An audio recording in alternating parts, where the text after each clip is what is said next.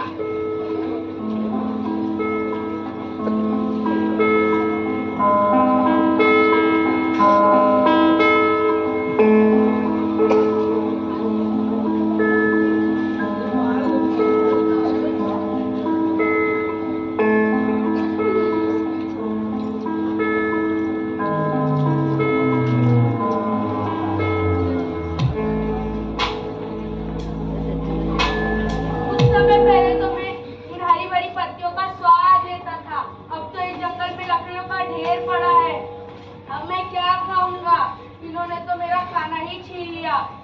मेरा पेट कैसे भरेगा?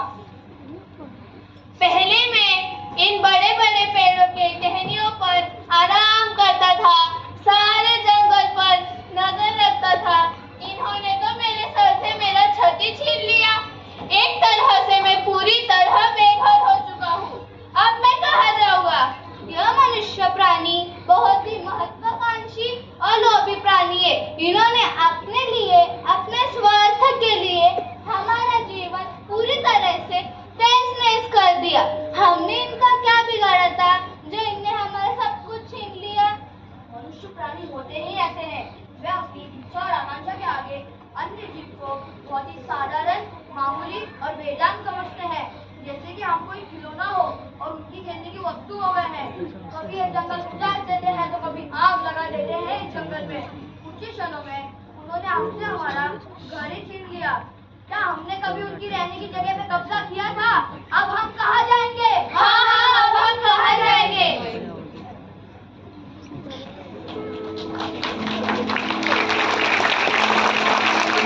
और इस प्रकार शुरू हुई जंगल में मनुष्यों की वजह से उनके प्राकृतिक आवास पर मनुष्यों का अतिक्रमण।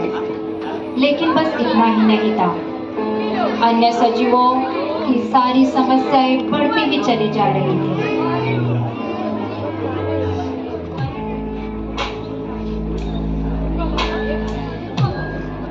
मेरे सर में बहुत तेज दर्द हो रहा है। कानों में अपनी शुद्ध बंद ही नहीं होता। मैं यहाँ दूसरे जलाशय पर खाना ढूंढने के लिए जाना चाहता हूँ, लेकिन ये ध्वनि के शोर से होने वाले सिर दर्द की वजह से मुझे कुछ समझ ही नहीं आ रहा। ऐसा और कितना दिन चलेगा? मैं किसी ऐसी जगह पर जाना चाहता हूँ जहाँ मैं सुकून भरी जिंदगी जी सकूं, जहाँ मैं बिना किसी परेशानी से रह सकूं, जहाँ मैं आसमान में बिना किसी तकलीफ से उड़ सकूं। यहाँ पर तो मैं उड़ना भी चाहूँ तो तुरंत मेरे पंख किसी न किसी तारों में अटक जाते हैं और फिर मैं मनचाही उड़ान नहीं भर पाता। तारों से उठने वाला शोर कब तक जीवन को हानि करता रहेगा? कब तक जीवन को हानि करता रहेगा? मैं कहाँ जाऊँ, क्या करूँ, कुछ समझ ही नहीं आता। क्या कोई मेरी सहायता करेगा? अब ये दर्द भरी जिंदगी नहीं सही जाती।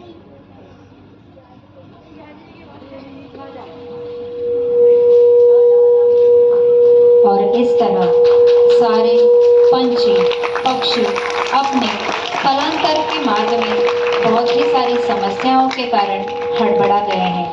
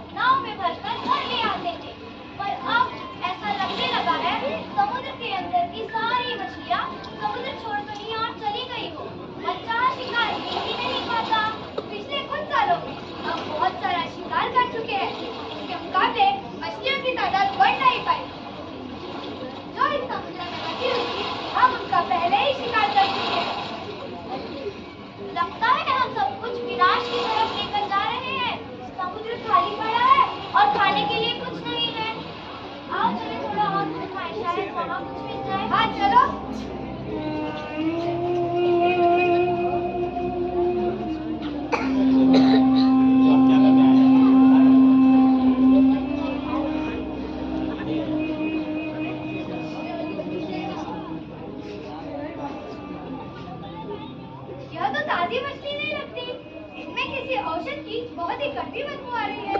लगता है किसी दवाई की खाने की वजह से या किसी बीमारी की वजह से ये सारी मछलियाँ मर गई है।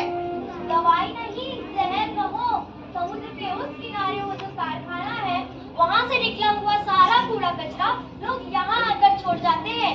जिस जहर की वजह से यह सारी मछलियाँ बीमार हो गई और इन मरी हुई मछलियों का ढेर आज इस समुद्र किनारे पड़ा हुआ है, यह सब ठीक नहीं चल रहा। ऐसे तो मनुष्य जीवन का अंत निकट आ चुका है। इसका आभास हमें यह मछलियाँ दे रही है। जल्दी अगर हमने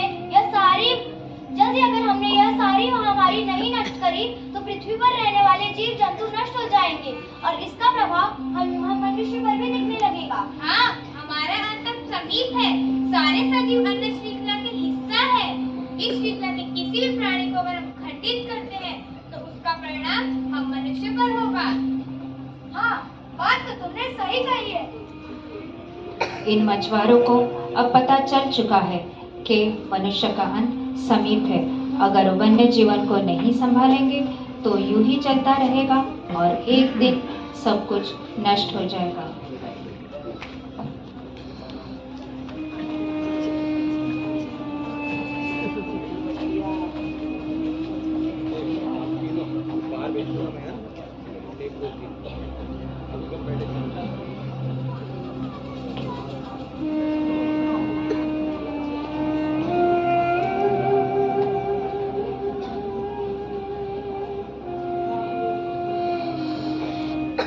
सारे मनुष्य प्राणी अपने ह्यूमन राइट्स के लिए झगड़ा करते हैं। क्या हम प्राणियों ने कभी अपने अधिकारों के लिए आवाज लगाई? क्या मनुष्य की तरह हम भी इस पृथ्वी के निवासी नहीं? क्या हमें यहाँ रहने का अधिकार नहीं? पृथ्वी एक मकान है और इस पर रहने वाले हम सारे सजीव एक दूसरे के सगे संबंधी है।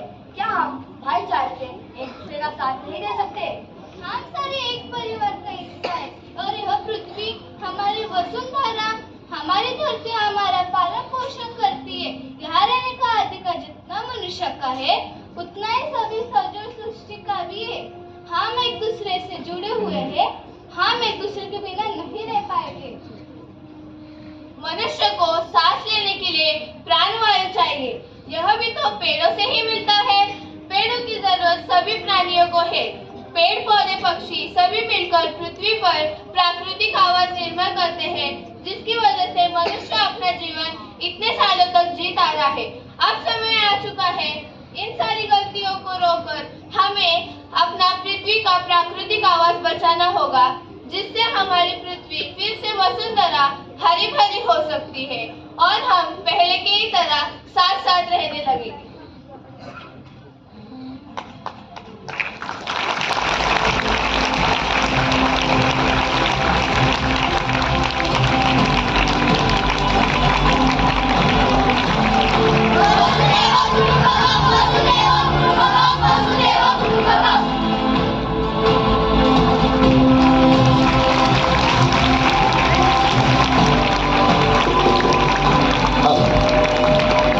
टाळ्यांचा जोरदार गजर पुन्हा एकदा होते आपल्या छोट्या दोस्तांसाठी. खरोखरच अप्रतिम असं नाटक या ठिकाणी सादर